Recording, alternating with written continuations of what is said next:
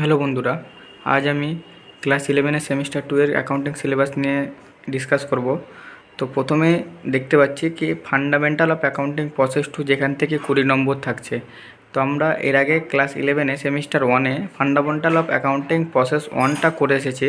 তো এখানে 2 বেসিক্যালি কী আছে, ট্রায়াল ব্যালেন্স আছে, লেজার অ্যাকাউন্ট আছে, ক্যাশ বুক আছে, হ্যাঁ এগুলোই আছে। তারপরে ফাইনাল অ্যাকাউন্টিং আছে বা সোল প্রপ্রাইটারশিপ যেটি যাকে বলছে, সেটা হচ্ছে 10 নম্বর থাকছে। মানে এই দুটো যদি করে নিই আমরা, তাহলে 30 নম্বর এখানে সিকিউর হচ্ছে। তারপরে ফাইনাল অ্যাকাউন্টিংয়ে আমরা কী কী দেখব?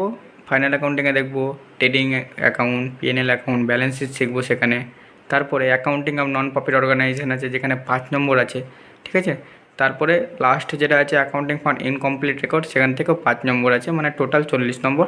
তাহলে আমরা যদি প্রথম দুটো চ্যাপ্টার ভালো মতো পড়ে নিই, তাহলে আমাদের 30 নম্বর কিন্তু সিকিউর যাচ্ছে। তো আমাদের প্রথম দুটো চ্যাপ্টারে ভালো করে মনোযোগ সহকারে পড়তে হবে। সো ভিডিওটা যদি তোমাদের জন্য হেল্পফুল হয়, তাহলে লাইক, শেয়ার অ্যান্ড সাবস্ক্রাইব করে দিও এবং বন্ধুদের সাথে শেয়ার অবশ্যই করে দিও।